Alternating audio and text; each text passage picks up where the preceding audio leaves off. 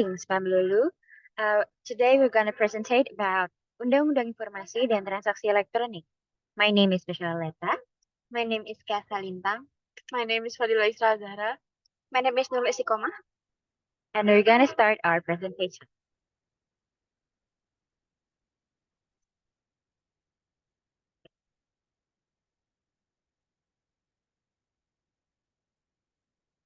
First off, UU TE. Apa sih UU TE? Singkatannya itu Undang-Undang Informasi dan Transaksi Elektronik.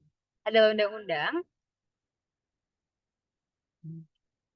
yang diadopsi oleh Indonesia pada tahun 2008 dan diperbarui pada tahun 2016. Tujuannya sendiri ada dua. Pertama, untuk mengatur dan memberikan kepastian hukum bagi transaksi elektronik dan informasi yang digunakan dalam berbagai aspek kehidupan, seperti bisnis, komunikasi, dan pemerintahan. Yang kedua, undang-undang ini memastikan bahwa transaksi elektronik memiliki kekuatan hukum yang sama dengan transaksi konvensional dan memberikan perlindungan pada masyarakat dan pengguna internet dari berbagai tindak kejahatan online.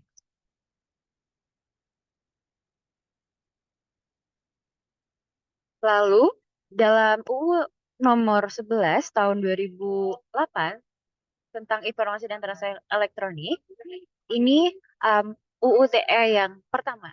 Ada 6 pasal di dalamnya. Pasal pertama tentang definisi istilah-istilah penting seperti informasi elektronik, transaksi elektronik, teknologi informasi, dan lain-lain. Lalu pasal 2, lingkup berlaku UU TE baik dalam luar negeri. Lalu 27, tentang kesusilaan, perjudian, penghinaan, atau pencemaran nama baik. Ke-28, tentang kebencian atau pemusuhan individu. 29, larangan pengiriman ancaman kekerasan atau menakut-nakuti secara pribadi. Pasal 45, tentang ketentuan pidana bagi pelanggaran pasal-pasal itu di UU TE, termasuk denda dan penjara. Lalu itu diubah di tahun 2016. Di sini ada 5 pembaruan dalam 27 ayat 3 tentang klarifikasi mengenai penghinaan atau pencemaran nama baik dengan penjelasan lebih lanjut tentang unsur-unsur pidana. 28 ayat 2 penambahan penjelasan terkait unsur informasi yang dapat menimbulkan rasa kebencian atau permusuhan. 29 penjelasan tambahan mengenai ancaman kekerasan atau menakut-nakuti secara pribadi. Pasal 45A penambahan ketentuan pidana yang baru termasuk sanksi yang lebih spesifik untuk pelanggaran tertentu.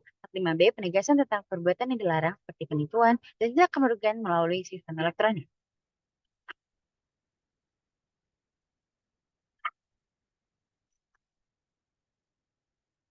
Selanjutnya yaitu Undang-Undang tentang Informasi dan Transaksi Elektronik.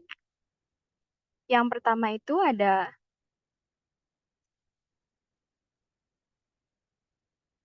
Undang-Undang Informasi dan Transaksi Elektronik yang terdiri dari 13 bab dan 54 pasal ini memiliki beberapa cakupan materi, antara lain. Yang nomor 1 itu pengakuan informasi dan atau dokumen elektronik sebagai alat dan bukti hukum yang sah. Yang nomor 2, pengakuan atau atas tanda tangan elektronik. 3, penyelenggaraan sertifikasi elektronik. 4, penyelenggaraan sistem elektronik. 5, nama domain. 6, hak kekayaan intelektual dan perlindungan hak pribadi. Dan yang terakhir itu perbuatan yang dilarang serta ketentuan pidananya. Pada 27 Oktober 2016, Rapat Paripurna Dewan Perwakilan Rakyat mengesahkan UU Nomor 19 Tahun 2016 tentang perubahan atas Undang-Undang Nomor 11 Tahun 2008. Pasal yang diubah adalah Pasal 27 ayat 1 dan ayat 3, Pasal 28 ayat 2, dan Pasal 31 ayat 3. Berikut rincian pada Undang-Undang tentang Informatika dan Transaksi Elektronik tersebut. Menghindari multitafsir ketentuan larangan mendistribusikan, mentransmisikan, dan atau membuat dapat diaksesnya informasi elektronik bermuatan penghinaan dan atau pencemaran nama baik pada ketentuan pasal 27 ayat 3, dilakukan 3 perubahan sebagai berikut. A. Menambahkan penjelasan atas istilah mendistribusikan, mentransmisikan, dan atau membuat dapat diaksesnya informasi elektronik. Yang kedua, menegaskan bahwa ketentuan tersebut adalah delik aduan bukan delik umum. Dan yang terakhir itu menegaskan bahwa unsur pidana pada ketentuan tersebut mengacu pada ketentuan pencemaran nama baik dan fitnah yang diatur dalam KUHP. Undang-Undang Nomor 11 Tahun 2008 tentang Informasi dan Transaksi Elektronik UU ITE itu disampaikan kepada DPR RI sebelum disahkan. UU ITE diundangkan pada 21 April 2008 dan menjadi cyber law pertama di Indonesia.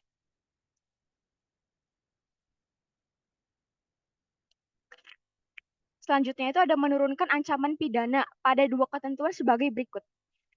Yang pertama itu ancaman pidana penghinaan dan atau pencemaran nama baik diturunkan dari pidana penjara paling lama 6 tahun menjadi paling lama 4 tahun dan atau denda dari paling banyak 1 miliar menjadi paling banyak 750 juta. Yang kedua itu ancaman pidana pengiriman informasi elektronik berisi ancaman kekerasan atau menakut-nakuti dari pidana penjara paling lama 12 tahun menjadi paling lama 4 tahun dan atau denda dari paling banyak 2 miliar menjadi paling banyak 750 juta. Selanjutnya itu melaksanakan putusan Mahkamah Konstitusi terhadap dua ketentuan sebagai berikut. Yang pertama itu mengubah ketentuan pasal 31 ayat 4 yang semula mengamanatkan pengaturan tata cara intersepsi atau penyadapan dalam peraturan pemerintah menjadi dalam undang-undang. Yang kedua itu menambahkan penjelasan pada ketentuan pasal 5 ayat 1 dan ayat 2 mengenai keberadaan informasi elektronik dan atau dokumen elektronik sebagai alat bukti hukum yang sah.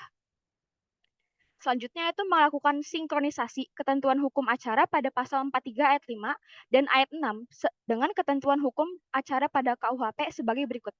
1. Penggeledahan dan atau penyitaan yang semula harus mendapatkan izin Ketua Pengadilan Negeri setempat disesuaikan kembali dengan ketentuan KUHP. Yang kedua, penangkapan penahanan yang semula harus menerima penetapan Ketua Pengadilan Negeri setempat dalam waktu 1 kali 24 jam disesuaikan kembali dengan ketentuan KUHP. Yang selanjutnya itu memperkuat peran penyidik pegawai negeri sipil dalam Undang-Undang tentang Informasi dan Transaksi Elektronik pada ketentuan pasal 43 ayat 5. Satu itu kewenangan membatasi atau memutuskan akses terkait dengan tindak pidana teknologi informasi. Yang kedua, kewenangan meminta informasi dari penyelenggara sistem elektronik terkait tindak pidana teknologi informasi. Selanjutnya itu ada menambahkan ketentuan mengenai right to be forgotten or hak untuk dilupakan pada ketentuan pasal 26 sebagai berikut. 1. Setiap penyelenggara sistem elektronik wajib menghapus informasi elektronik yang tidak relevan yang berada di bawah kendalinya atas permintaan orang yang bersangkutan berdasarkan penetapan pengadilan. Yang kedua, setiap penyelenggara sistem elektronik wajib menyediakan mekanisme penghapusan informasi elektronik yang sudah tidak relevan.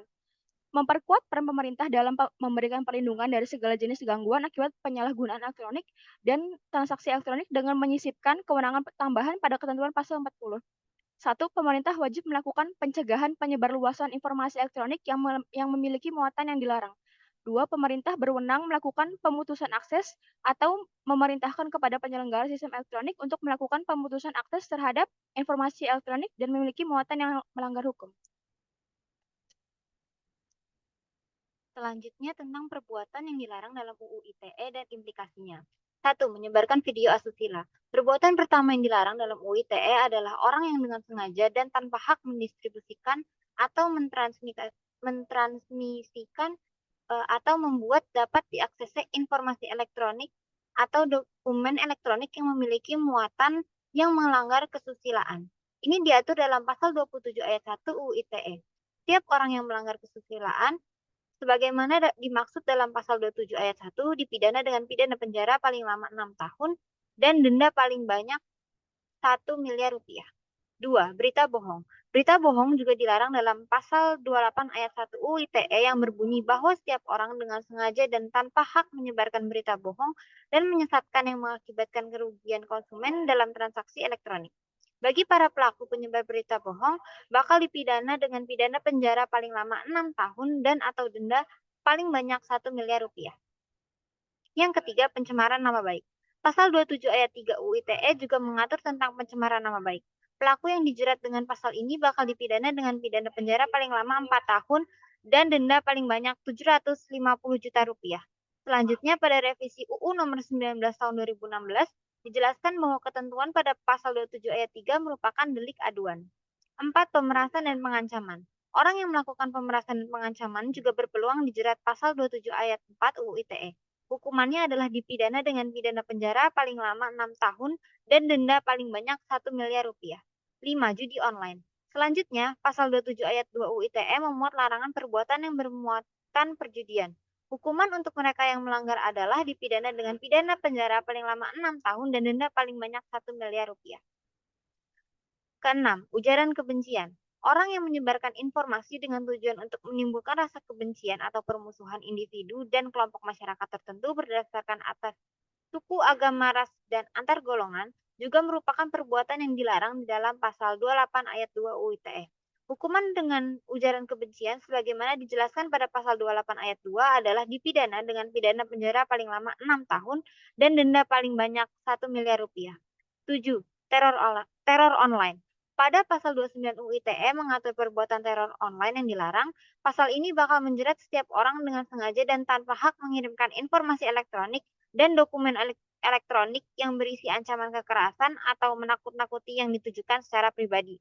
Hukuman bagi pelaku teror online yang bersifat menakut-nakuti orang lain adalah pidana penjara paling lama 4 tahun dan denda paling banyak 750 juta rupiah.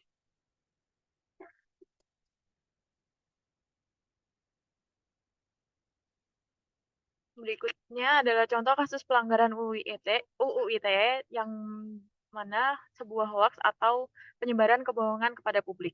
Pada tahun 2018, Ratna Sarumpait, seorang aktivis politik dan advokat, membuat kehebohan dengan mengaku menjadi korban penganiayaan dan mengaku wajahnya cacat akibat dipukuli orang tak dikenal. Namun setelah diselidiki lebih lanjut, terungkap bahwa ceritanya adalah bohong dan sebenarnya wajahnya mengalami perubahan karena operasi plastik. Tindakan Ratna Sarumpait tersebut dapat dianggap melanggar UU ITE karena menyebarkan informasi palsu atau menyesatkan yang berpotensi mempengaruhi opini publik.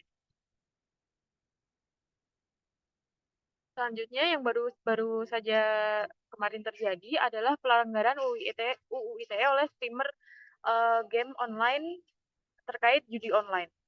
Sebelumnya, skena kreator gaming dan e-sports di Indonesia diramaikan dengan beberapa streamer game Mobile Legends atau MLBB di YouTube yang mendapatkan donasi dari situs judi online. Beberapa pihak bahkan sempat menduga mereka memang sengaja mempromosikan situs judi online tersebut, tapi dengan modus melalui donasi saat live streaming. Saweran dari situs judi online ini bahkan bisa mencapai puluhan juta rupiah dalam satu kali streaming. Sang streamer juga biasanya meneriakkan kata-kata seperti gacor, depo, atau cair sekarang sehingga mereka sudah mengantongi uang yang tidak sedikit.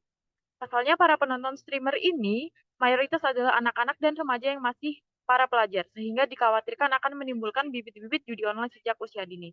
Hal ini juga merupakan sebuah bentuk pelanggaran dari UU ITE pasal 27 ayat 2 tentang ketentuan pada ayat ini yang mengacu pada ketentuan perjudian dalam hal menawarkan atau memberikan kesempatan untuk permainan judi, menjadikannya sebagai mata pencaharian, menawarkan atau memberikan kesempatan kepada umum untuk bermain judi dan turut serta dalam perusahaan untuk itu. Sekian dari kami. Terima kasih.